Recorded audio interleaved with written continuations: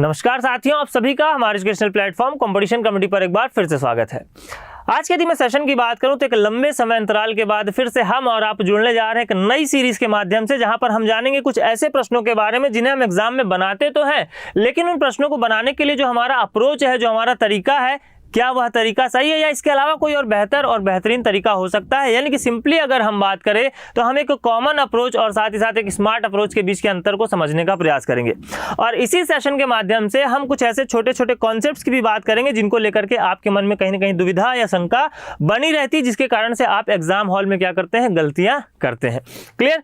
तो यहाँ पर अगर हम बात करें तो जैसे कि आज के सेशन में हम लोगों ने यहाँ पर जो डिस्कस करना है आगे चल करके, वो सीरीज से रिलेटेड अलग अलग क्वेश्चंस पर हम लोग डिस्कशन करेंगे। साथ ही साथ अल्फाबेट से रिलेटेड भी जो आपके क्वेश्चंस मिलते हैं, यानी कि कहीं ना कहीं लैंग्वेज को लेकर के ही हमारे मन में कंफ्यूजन होती है, और अगर हम बनाते भी हैं तो हम क्या क्या गलतियां करते हैं, इसके बारे में भी हम लोग यहाँ पर डिस्कस करते हुए चलेंगे। तो चलिए स्टार्ट करते हैं आज का सेशन। तो सेशन की अगर मैं बात करूँ तो सबसे पहला जो आपको क्वेश्चन दिखाई दे रहा है वो अल्फाबेट पर बेस्ड क्वेश्चन है, जहाँ पर हमें क्या करने होते हैं, लेटर्स की पेयरिंग करनी होती है। तो सबसे पहली बात तो ये कि बहुत सारे ऐसे छात्र हमारे साथ में जुड़े होंगे, तो अपनी अपनी प्रतिक्रियाएं जरूर दें इस क्वेश्चन को लेकर के कि क्या आप इस क्वेश्चन में समझ पाते हैं कि एक्चुअल में हमें करना क्या होता है, या समझने में भी आपको कठिनाई होती है। अगर आप नहीं समझ पाते हैं तो सबसे पहले जानते हैं कि ऐसे प्रश्नों में हमें करना क्या होता है, फिर बात करेंगे इसको हल करने के लिए अप्रोच हमारा क्या होना चाहिए, और फिर हम चर्चा करेंगे कि जब हम इसको हल कर रहे होते हैं तो हम कहाँ कहाँ पर गलतियां करते हैं। तो सबसे पहले अगर हम बात करें प्रश्न में, तो ये समझ लेते हैं कि हमें इसमें करना क्या होता है। तो अगर हम बात करें यहाँ पर दिए गए वर्ड की, यानी कि आपको वर्ड दिया गया है क्लिंग, KLING। क्लियर? तो समझते हैं पहले यहाँ पर हमें करना क्या होता है। तो यहाँ पर आपको ऐसे पेयर ऑफ लेटर्स बताने होते हैं जो कि उतनी ही दूरी पर है जितने कि वो इंग्लिश अल्फाबेट पे होते हैं। तो कहने का तात्पर्य ये है कि इंग्लिश अल्फाबेट की अगर हम बात करें तो जैसे हम यहाँ पर लिखते हैं ABCDEFGHIJ,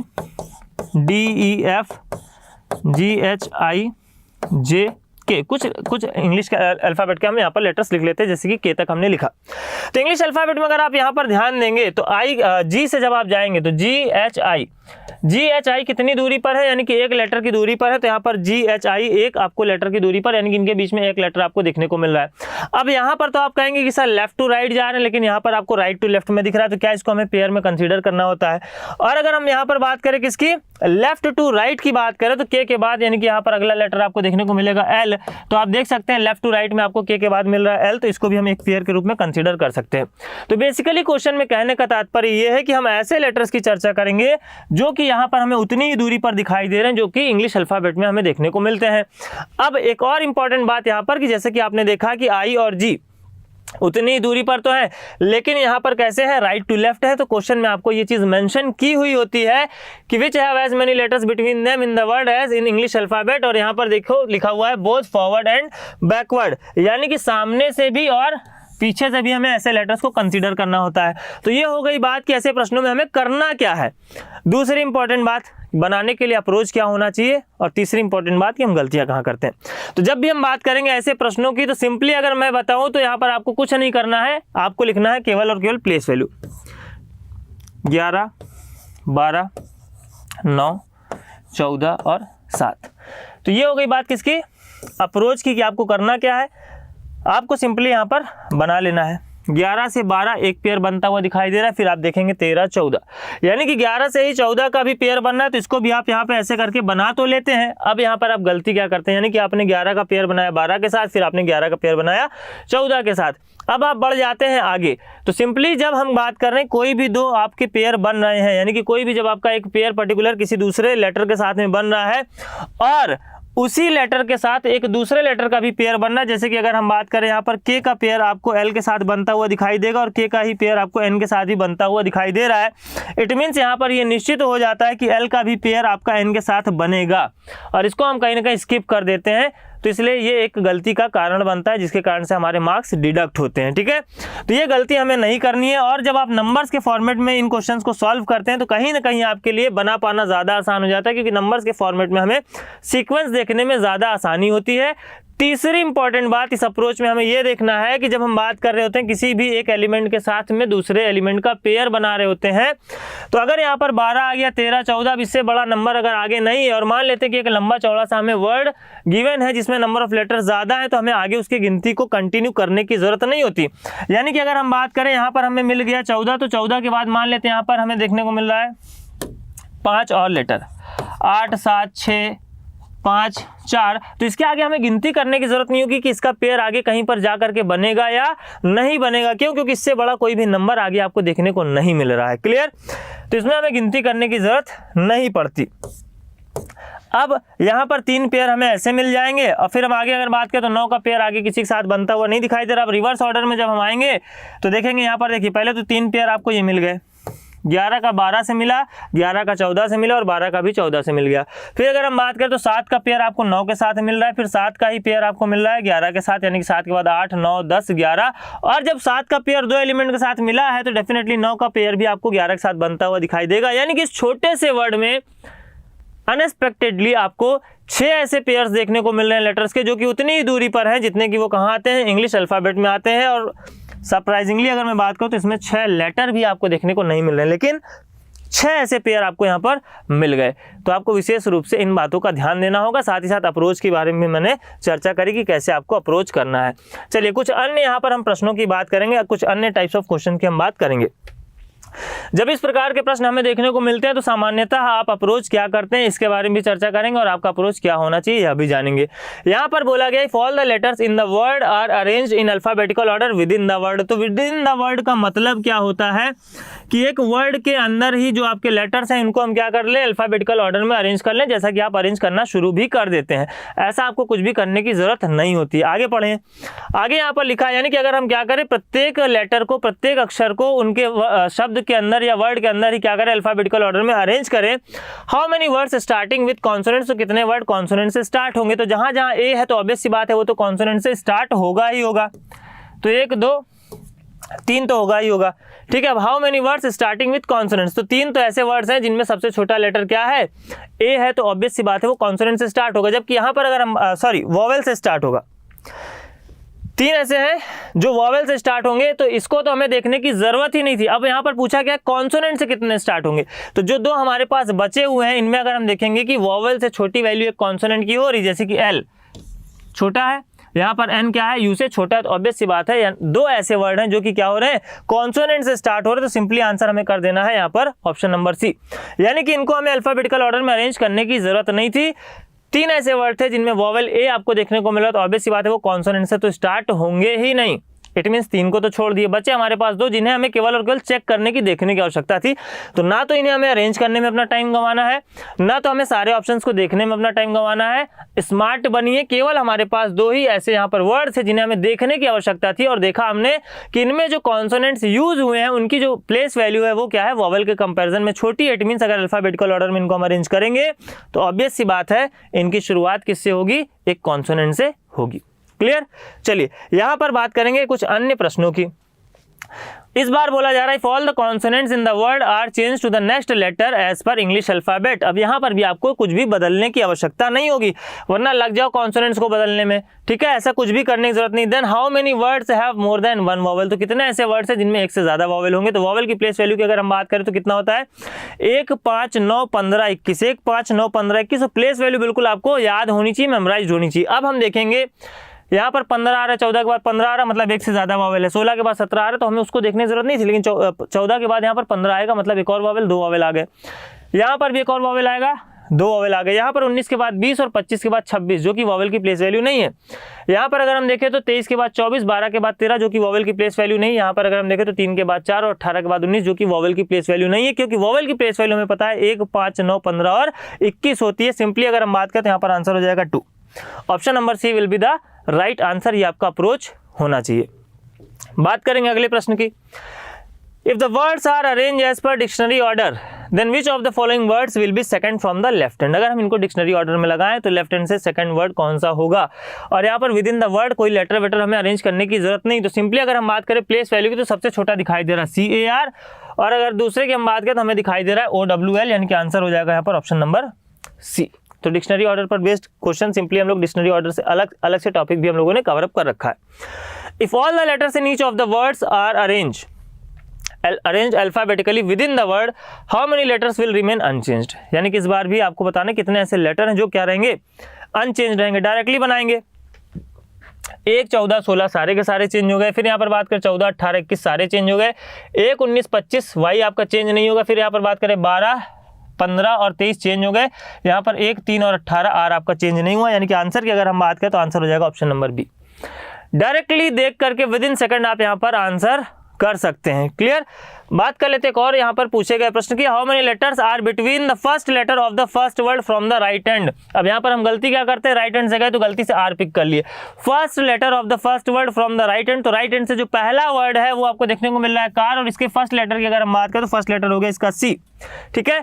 फिर अगर हम बात करें तो पूछा यहाँ पर right hand and the third letter of the second word from the left hand, तो सेकंड वर्ड लेफ्ट हैंड से और इसका थर्ड लेटर एन है, तो 3 और 14 की अगर हम बात करें तो इनका जो डिफरेंस है वो मिलेगा 11 का, और इनके बीच में नंबर ऑफ लेटर्स होंगे कितने, 10, जिसकी चर्चा हम लोगों ने करी थी ऑर्डर एंड रैंकिंग में। यहाँ पर मोस्टली अगर हम बात करें तो बच्चा गलती क्या करेगा, देखेगा प्लेस वैल्यू 3, प्लेस वैल्यू 14, 11 अगर ऑप्शन में दिया होगा तो सबसे पहले जाएंगे 11 मार्क करके चले आएंगे।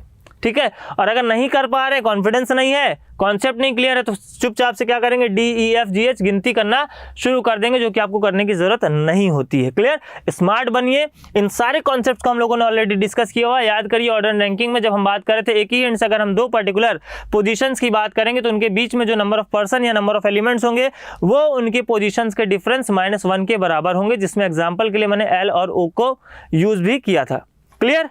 चलिए आंसर यहाँ पर आ जाएगा कितना, 10, यानी कि 3 और 14 का डिफरेंस 11 और -1 करेंगे तो 10। क्लियर। अब इसी पर बेस्ड आपको नंबर से रिलेटेड भी क्वेश्चंस देखने को मिलते हैं, जो कि आपको स्क्रीन पर देखने को मिल रहे हैं।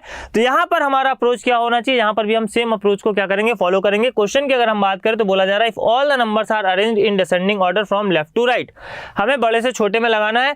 विच of the following will be the product of the first and second digit, यानी कि फर्स्ट और सेकेंड डिजिट पूछा है किसका, डिसेंडिंग ऑर्डर में नंबर्स को लगाना है। Product of the first and second digit of the number which is exactly in the middle, यानी कि चाहे आप असेंडिंग में लगाइए चाहे आप डिसेंडिंग में लगाइए, जो तीसरा नंबर होगा उसके फर्स्ट और सेकंड का हमें क्या करना है, प्रोडक्ट करना है, यानी कि मल्टीप्लाई करना है। तो यहाँ पर शुरुआत करेंगे हम केवल किसके, फर्स्ट डिजिट से, यानी कि सबसे छोटा नंबर ये हो जाएगा, इसके बाद ये हो जाएगा, इसके बाद अगर हम बात करें तो ये हो जाएगा, और इन दोनों के अगर हम फर्स्ट और सेकंड डिजिट के मल्टीप्लाई की बात करें तो आंसर आ जाएगा 42, 7 6 42। फर्स्ट डिजिट देखना है, बाकी आपको कुछ देखने की जरूरत नहीं है। आगे की अगर हम बात करें तो बोला if all the digits in each of the numbers are arranged in ascending order, within the number की अगर हम बात करें तो विद इन द नंबर हमें अरेंज करना है द नंबर। फिर यहाँ पर बोला है which of the following will form third highest number in the new arrangement of the numbers, third highest या थर्ड लोवेस्ट बोल सकते हैं, या मिडिल में आप बोल सकते हैं। यहाँ पर भी आपको अरेंज करने की जरूरत नहीं, बस आपको ये देखना है कि इनमें सबसे छोटी डिजिट कौन है। अगर हम इसे असेंडिंग ऑर्डर में लगाएंगे तो सबसे पहले 1 आएगा, तो सबसे छोटी संख्या ये बनाएगा। दूसरी सबसे छोटी संख्या बनाएंगे 2 वाले यहाँ पर 2 ऑप्शन है, तो ये बनाएगा आपका 2 4 7 ऑलरेडी अरेंज है, ये बनाएगा आपका 2 6 7। तो 2 4 7 ऑब्वियस सी बात है क्या होगा, सेकंड नंबर पे आएगा, ये आपका थर्ड नंबर पे आएगा। अब चाहे थर्ड हाईएस्ट बोल लीजिए या थर्ड लोएस्ट बोल लीजिए। ठीक है। अब अगर हम बात करें यहाँ पर पूछा कौन फॉर्म करेगा, तो फॉर्म करेगा आपका 762। फॉर्म कौन करेगा, 762। और क्या बनेगा, अगर पूछता विच नंबर विल बी, अगर नंबर की बात करता तो आंसर फिर आपको 2 6 7 लगाना होता। अगर दोनों विकल्प में होते तो लैंग्वेज का आपको विशेष रूप से ध्यान देना होता है, जहां पर कई बार हम गलतियां करते हैं। विच नंबर विल फॉर्म, कौन सा नंबर बनाएगा, तो ऑब्वियस सी बात ये बनाएगा। क्या नंबर बनेगा, तो ऑब्वियस सी बात है ये वाला नंबर बनेगा। तो इन दोनों के बीच के अंतर को समझना है, और अगर हमें क्या देखने को मिलता है, दोनों ही विकल्प देखने को मिलते हैं, तो हमें फिर लैंग्वेज के अकॉर्डिंग ऑप्शंस को प्रीफर करना है। क्लियर। चलिए बात करेंगे अगले प्रश्न की। If the second and third digit are interchange then what will be the resultant of the third digit of the highest. अब सेकंड और थर्ड में चेंज करें तो ऑब्वियस सी बात है जो फर्स्ट डिजिट है उसी के अकॉर्डिंग यहाँ पर हम डिसाइड कर सकते हैं कि हाईएस्ट नंबर कौन सा होगा। तो सबसे बड़ा नंबर हमें फर्स्ट डिजिट के तौर पर यहाँ पर 9 में देखने को मिला, क्योंकि 100th प्लेस की हम बात करें तो ऑब्वियस सी बात ये हाईएस्ट नंबर रहेगा ही रहेगा। तो बोला क्या है, third digit of the highest number. तो हाँ ध्यान ये देना कि सेकंड और थर्ड को चेंज करते इसकी जो थर्ड डिजिट है वो बनेगी 4। ठीक है। Third digit of the highest number is divided by the first digit of the lowest number. तो लोएस्ट नंबर आपका यही वाला रहेगा, और इसकी फर्स्ट डिजिट अगर हम बात करें क्या है, 2 है। जब इसको 2 से डिवाइड करेंगे तो रिजल्ट मिलेगा हमें कितना, 2। देख करके ओरली सॉल्व कर सकते हैं, तो कुछ भी चेंज वेंज करने की जरूरत नहीं। इन जनरल हम क्या करते हैं एग्जाम में, अब क्वेश्चन मिल गया है, बनाना है, शिद्दत के साथ बनाना है, रफ शीट भी मिली हुई है ना, तो कैसे जाने दे सकते हैं, तो लग जाते हैं चेंज करके बेहतरीन से अरेंज करने। तो ऐसा कुछ भी करने की जरूरत नहीं है। बात करेंगे अगले प्रश्न की। If 2 is subtracted from the middle digit of each of the numbers, how many numbers thus formed will be divisible by 3? तो कितने ऐसे नंबर बनेंगे जो कि 3 से विभाजित होंगे। अब 3 से डिविजिबिलिटी के रूल को समझ लीजिए कि जो सम होता है नंबर के डिजिट्स का, जो सम होता है वो क्या होना चाहिए, 3 से डिविजिबल होना चाहिए। और हमें सब में मिडिल डिजिट से क्या घटाना है, 2 घटाना है। तो समझिए 9 3 12 और 2 14 नहीं होगा, क्योंकि 2 घटाएंगे तो 2 ही बचेगा। फिर यहाँ पर बात करें तो 7 6 13 नहीं होगा। फिर यहाँ पर बात करें तो 7 4 11 नहीं होगा। अब आप कहोगे मिडिल वाले, अरे मिडिल वाले को घटाओ या ये घटाओ, बात वही है, डिविजिबिलिटी रूल आपने पढ़ रखा है तो स्मार्ट तरीके से करेंगे। 8 5 13 और 2 15 होगा डिविजिबल। फिर यहाँ पर अगर हम बात करें 5 4 9 होगा ये भी डिविजिबल, ठीक है। 5 और यहाँ पर बनेगा 6 6 5 11 और 1 12 बनेगा, ठीक है। तो ये भी आपका क्या होगा, यहाँ पर आपका सम आ रहा है 12, तो ये भी आपका डिविजिबल होगा। यानी कि 2 ऐसी संख्याएं बनेंगी जो कि क्या होंगी, 3 से विभाजित होंगी। तो इसको आप कैलकुलेट करने का भी स्मार्ट तरीका देख सकते हैं। अब यहाँ पर 9 4 13 और 1 14 कर सकते थे, या 9 3 12 और 2 14 कर सकते थे, बात वही है, कोई अंतर नहीं आएगा। यहाँ पर अगर हम बात करें तो आप कहोगे 7 4 11 2 13 या सिंपली 7 6 13 कर लो, 2 को घटा दो, कोई फर्क नहीं पड़ेगा। मिडिल से करो या राइट मोस्ट वाले को आप हटाइए, क्योंकि हमें पता है कि 3 से डिविजिबिलिटी का रूल क्या कहता है कि जो नंबर्स के डिजिट का सम है वो 3 से अगर विभाजित है तो ऑब्वियस सी बात है नंबर भी 3 से विभाजित होगा। डिविजिबिलिटी रूल सबका पढ़ लेना है। अगर हम बात करें क्यूब और स्क्वायर की, तो मैंने कहा कि आपको एटलीस्ट 20 तक के क्यूब्स बिल्कुल रटे हुए होने चाहिए, जिससे कि हम लोग छोटे छोटे शॉर्ट्स के माध्यम से भी चर्चा करते रहते हैं। किसकी, आपके एनालॉजी पर बेस्ड क्वेश्चंस की, जो कि नंबर पर आधारित होते हैं, साथ ही साथ क्लासिफिकेशन पर बेस्ड क्वेश्चंस की भी हम चर्चा करते हैं, जहां पर आपको डायरेक्टली क्यूब से रिलेटेड कॉन्सेप्ट्स देखने को मिलते हैं, स्क्वायर से रिलेटेड कॉन्सेप्ट्स देखने को मिलते हैं। क्लियर।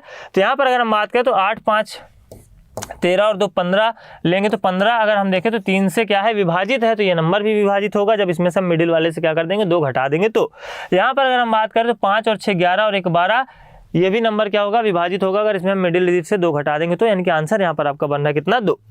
बात करेंगे अगले प्रश्न की। If the first and second digit are interchange within the number then arranged in descending order from left to right, which among the following number is third to the left of the first number from the right end. यानी कि simply अगर हम बात करें order ranking के concept की, तो हमें लेफ्ट से चाहिए दूसरा, राइट से पहले के तीसरा आपको लेफ्ट आना है, तो यानी कि चौथा आप लेफ्ट से लोगे। अगर 5 एलिमेंट है तो ऑब्वियसली चौथा आप राइट से लोगे, तो अगर 5 एलिमेंट है तो ऑब्वियसली बात है लेफ्ट से दूसरे एलिमेंट की बात की जा रही है। अब हमें बात करनी है यहाँ पर फर्स्ट और सेकंड को अरेंज करना है, तो सिंपली हमें सेकंड वाले के अकॉर्डिंग यहाँ पर देख लेना है। सेकंड वाले की अगर बात करें तो सबसे छोटा जो सेकंड डिजिट आपको देखने को मिल रहा है, if first and second digit are interchange within the number, तो जब आप सेकंड वाले के अकॉर्डिंग देखें तो सबसे छोटा जो आपको देखने को मिल रहा है, यहाँ पर मिल रहा है आपको 4 4, दोनों में आपको 4 देखने को मिल रहा है। अब 4 के बाद आओगे तो यहाँ पर 9 मिलेगा, 4 के बाद आओगे तो यहाँ पर आपको 2 मिलेगा। यानी कि अगर सबसे छोटे की बात करें तो ये हो जाएगा। लेकिन अरेंज किस ऑर्डर में करना है ये देख लेना है, आपको अरेंज करना है डिसेंडिंग ऑर्डर में, तो सबसे बड़े वाले को पहले लेना है, ठीक है। लेफ्ट से अगर असेंडिंग ऑर्डर होता है तो आप क्या करते, इसको सबसे पहले लगाते हैं, लेकिन यहाँ पर आपको दिया गया क्या, डिसेंडिंग ऑर्डर, तो इस बात का भी विशेष ध्यान देना। तो सबसे बड़ा नंबर सेकंड वाला देखेंगे तो ये वाला है, और सेकंड नंबर पे देखेंगे तो ये वाला, यानी कि आंसर की अगर हम बात करते हैं तो आंसर क्या हो जाएगा। लेकिन नंबर विल फॉर्म्ड है या कौन सा नंबर बनाएगा, इस बात का यहाँ पर हमें ध्यान देना है। तो पूछा क्या है, form of the first number formed from the right and in the new arrangement. New arrangement की अगर हम बात करें तो न्यू अरेंजमेंट में बनेगा ये आपका 6 7 2, 6 7 2 क्या हो जाएगा आपका राइट आंसर हो जाएगा। कौन सा नंबर बनेगा, फिर से यहाँ पर ध्यान दीजिए, अदरवाइज आप लग जाओ इसको ढूंढने, ये तो कहीं ऑप्शन में दिखाई नहीं दे रहा है, और दिखाई देगा तो गलती से इसको आंसर ही मार्क करके चले। तो क्या बोला है, फर्स्ट और सेकंड को अरेंज क्या करेंगे, इंटरचेंज करेंगे। हमें करने की जरूरत नहीं थी, हमें सिंपली क्या करना था, सेकंड वाली डिजिट देख लेना था। जिसकी सेकंड डिजिट सबसे हाईएस्ट होगी, जब हम डिसेंडिंग ऑर्डर में लगाएंगे तो लेफ्ट से पहले नंबर पर वही देखने को मिलेगा, यानी कि 8 5 1। सेकंड नंबर पर जिसकी सेकंड डिजिट सेकंड हाईएस्ट होगी वो हमें देखने को मिलेगा, यानी कि 6 7 2। थर्ड की अगर हम बात करें तो हमें 5 वाला दिखेगा। फिर हमें बात करें 4 वाले में डिसाइड करेंगे, 4 9 3 पहले आएगा, फिर उसके बाद आएगा 4 2 7। क्लियर। यानी कि आंसर की अगर हम बात करें तो आंसर यहाँ पर हमें मिल रहा है 672। तो पूरा का पूरा हमें सॉल्व करने की जरूरत नहीं होती। अब बात करेंगे अल्फाबेटिकल एंड मिसलेनियस सीरीज पर आधारित प्रश्न की। यहाँ पर हम लैंग्वेज से कहाँ कंफ्यूज होते हैं और क्या क्या हमें अप्रोच लगाने की जरूरत पड़ सकती है। तो अगर हम बात करें how many symbols are there in the above series each of which is immediately preceded and also immediately followed by a vowel. अब यहाँ पर सबसे बड़ा खेल होता है लैंग्वेज का। लैंग्वेज में हम हो जाते हैं कंफ्यूज। बोला क्या है, how many symbols are there, यानी कि उपरोक्त श्रृंखला में ऐसे कितने प्रतीक हैं जिनमें से प्रत्येक के ठीक पहले और ठीक बाद में एक स्वर भी देखने को मिल रहा है। यानी कि सिंबल की अगर हम बात करें तो इसके पहले भी वॉवेल हो और बाद में भी क्या हो, वॉवेल हो। तो सबसे पहले हमें देखना क्या होता है, सबसे पहले प्रायोरिटी पर होता है हमारा सिंबल, सिंबल के बाद हम देखते हैं नंबर, नंबर के बाद हम वॉवेल, वॉवेल के बाद हम देखते हैं कॉन्सोनेंट्स, और उसके बाद अगर लेटर बोला है तो लेटर में वॉवेल और कॉन्सोनेंट दोनों ही कंसीडर किए जाते हैं। इस बात का भी आपको विशेष रूप से ध्यान देना होता है। तो वॉवेल की अगर हम बात करें तो सिंबल के पहले और बाद में एक पेयर मिला, सिंबल के पहले और बाद में वॉवेल हो एक पेयर मिला, और फाइनली हम देखें तो एक ही पेयर ऐसा देखने को मिल रहा है जहां पर सिंबल के पहले और बाद में दोनों में आपको वॉवेल देखने को मिल रहा है। तो आंसर की अगर हम बात करें तो आंसर हो जाएगा 1। Next one, 3 of the following 4 are alike. चलिए इस प्रश्न को मैं चाहूंगा कि पहले आप बनाइए और यहाँ पर कुछ नया सीखने को मिलेगा, और नया मिलता है तो सेशन को लाइक और शेयर जरूर करें, अपना प्यार और सपोर्ट जरूर दें टीम कंपटीशन कम्युनिटी को। तो अगर हम बात करें यहाँ पर क्वेश्चन की, तो बोला क्या है sorry, 3 of the following 4 are alike in a certain way. तो बेसिकली जो हम जानते हैं वो यही जानते हैं कि यहाँ पर एक पैटर्न बनना होता है। जैसे अगर हम बात करें CVK की, तो यहाँ पर देख लिए CV, और यहाँ पर अगर हम K को मान लेते, चलो यहीं पर रख देते, तो ये एक हमें पैटर्न बनता हुआ दिखाई दे रहा है। फिर अगर हम बात करें Z#E की, तो Z#E में भी हमें सेम पैटर्न बनता हुआ दिखाई दे रहा है। 9-2T की अगर हम बात करें तो 9-2T में भी हमें सेम पैटर्न बनता हुआ दिखाई दे रहा है। जबकि हम बात करें परसेंटेज, डॉलर और 3 की, तो परसेंटेज, डॉलर और 3 में हमें पैटर्न बनता हुआ दिखाई नहीं दे रहा है। इट मीन्स अगर हम बात करें तो आंसर हो जाएगा परसेंटेज, डॉलर 3। तो हम ये बात तो जानते हैं, लेकिन जब प्रश्न इस तरीके से हमें देखने को मिलता है, तब हम कहाँ कंफ्यूज होते हैं, तब हम क्या गलतियां करते हैं। जैसे कि अगर हम बात करें E@9 की, तो E@9, J&4, K (8), चलो यहाँ पर देख लो K (8) या K (8) को अगर मैं अलग से लिखूं तो K (8) में भी आपको सेम पैटर्न बनता हुआ दिखाई दे रहा है। ठीक है, सेम पैटर्न आपको बनता हुआ दिखाई दे रहा है। और अगर हम बात करें ZOE की, तो ZO और E में भी आपको सेम पैटर्न बनता हुआ दिखाई दे रहा है, जिसको यहाँ पर मैं ड्रॉ कर दे रहा हूँ अलग से। ZO और E में भी आपको सेम पैटर्न बनता हुआ दिखाई दे रहा है। अब आंसर किसको मार्क करेंगे, ये बहुत बड़ी दुविधा का एक विषय होता है, क्योंकि हम यही जानते हैं कि जब 4 ऑफ द 5 आर अलाइक, या अगर हम बात करें 3 of the 4 following are alike पर बेस्ड क्वेश्चन हमें देखने को मिलता है। तो बेसिकली हम लोग पैटर्न की ही चर्चा करते हैं, लेकिन पैटर्न के अलावा भी एक यहाँ पर तरीके से आपसे क्वेश्चन पूछा जा सकता है, और वो तरीका है एलिमेंट्स पर बेस्ड। यानी कि अगर आप ध्यान देंगे एलिमेंट्स पर, तो एक ही ऐसा ऑप्शन है जहाँ पर तीनों के तीनों एलिमेंट आपको क्या देखने को मिल रहा है, अल्फाबेट के तौर पर देखने को मिल रहे हैं। जबकि अगर हम बात करें बाकी के विकल्पों की, तो बाकी के विकल्पों में आपको एक अल्फाबेट, एक सिंबल और एक नंबर के तौर पर देखने को मिल रहा है। यानी कि आंसर की अगर हम बात करें तो आंसर हो जाएगा यहाँ पर आपका ऑप्शन नंबर डी। तो इस तरीके को भी आप जानते हैं ना, एग्जाम में पूछा जाता है, तो बिल्कुल आपको कंफ्यूज नहीं होना है। बात करेंगे अगले प्रश्न की, जो कि आपकी ऑलरेडी परीक्षा में पूछा जा चुका प्रश्न है। अगर परीक्षा की हम बात करें तो ये CGPSC की परीक्षा में पूछा गया प्रश्न है। प्रश्न की अगर हम बात करें, how many such letters are, देखो अब लेटर्स की अगर हम बात करें तो लेटर्स में क्या क्या आते हैं, लेटर्स में आपके अल्फाबेट, वॉवेल्स भी आएंगे और कॉन्सोनेंट्स भी आएंगे। यानी सिंपली हम बात करें इंग्लिश अल्फाबेट की। ठीक है, how many such letters are there each of which is followed by a number और preceded by a number but not both. जिसके पहले या तो नंबर हो, जिसके या तो बाद में नंबर हो, लेकिन दोनों में नहीं होना चाहिए। अब यहाँ पर हम गलती कहाँ करेंगे ये भी आप देखेंगे। गलती इन जनरल कहाँ करते हैं, हम देखेंगे सबसे पहले किसको, नंबर को। नंबर की अगर हम बात करें तो नंबर्स को हमें ढूंढना ज़्यादा आसान होता है कंपेरिजन टू लेटर्स। तो हाउ मेनी सच लेटर्स हमें देखना, लेकिन हम ढूंढेंगे किसको, नंबर को। तो अगर हम बात करें नंबर के बाद में लेटर या नंबर के पहले लेटर, तो नंबर के पहले लेटर मिला, एक बन गया। ठीक है, दोनों नहीं होना चाहिए। फिर अगर हम बात करें यहाँ पर देखो, नंबर के आगे और पीछे, लेटर के आगे और पीछे नंबर नहीं होना चाहिए। फिर अगर हम बात करें यहाँ पर नंबर तो मिला, लेकिन नंबर के ना तो बाद में लेटर है, ना तो नंबर के पहले में लेटर है, यानी कि ये नहीं बनेगा। यहाँ पर देखिए हम गलती करेंगे, गलती यहीं पर करते हैं। नंबर के पहले लेटर है, गिन लिए, नंबर के पहले लेटर है, गिन लिए, कितने बन गए, 2। और लास्ट में यहाँ पर देखेंगे कि लेटर के बाद में नंबर है, इसको भी गिन लिए, कितने हो गए, 3।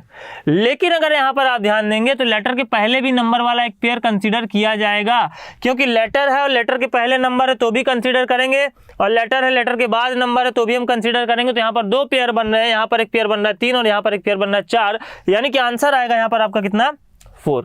तो हम ये गलतियां एग्जाम हॉल में करते हैं, जिनको आप करने से बचेंगे, अवॉइड करेंगे जब आप नंबर ऑफ क्वेश्चंस की प्रैक्टिस, और साथ ही साथ उन प्रैक्टिस को आप सही अप्रोच के साथ में करते चले जाएंगे। और बात करेंगे आज के सेशन के लास्ट क्वेश्चन की। तो लास्ट क्वेश्चन में बोला गया है 2IS रिलेटेड टू ED, और यहाँ पर एक और आपको सिंबल देखने को मिल रहा है। अब इनके बीच के हम पैटर्न को समझेंगे। 2IS रिलेट किससे कर रहा है, E डी और इससे, यानी कि इसके जस्ट बाद के 3 कॉन्जिक्यूटिव हमने एलिमेंट्स ले लिए। फिर PHK की अगर हम बात करें, PHK की अगर हम बात करें तो इनके बाद के जस्ट 3 कॉन्जिक्यूटिव एलिमेंट्स और इनका सीक्वेंस क्या होगा, रिवर्स होगा। तो रिवर्स में अगर हम बात करें तो @B और L की अगर हम बात करें तो ऑप्शन नंबर बी में हमें देखने को मिल रहा है। तो इस तरीके से भी प्रश्न आपकी परीक्षा में पूछे जाते हैं। तो आप देख सकते हैं, यानी कि अगर हम बात करें पहला एलिमेंट का जो ग्रुप है वो जिस प्रकार दूसरे एलिमेंट के ग्रुप से बिलोंग कर रहा है, उसी प्रकार एक और आपको ग्रुप दिया हुआ है, तो बताना है कि वो किस एलिमेंट के ग्रुप से बिलोंग करेगा। तो आई होप कि यहाँ पर आपने काफ़ी कुछ सीखा होगा और इस सीरीज़ को हम लोग कंटिन्यू करेंगे, जहाँ पर आगे और भी अलग अलग टॉपिक्स रिलेटेड जो भी कॉम्प्लिकेशंस आपको देखने को मिलती हैं तो उनको कैसे हम दूर कर सकते हैं और साथ साथ हमारा क्या तरीका बेहतर हो सकता है जिससे हम और अपनी स्पीड बूस्टअप पर काम कर सके। तो आज के लिए फिलहाल इतना ही, मिलते हैं हम लोग नेक्स्ट सेशन में। Thank you.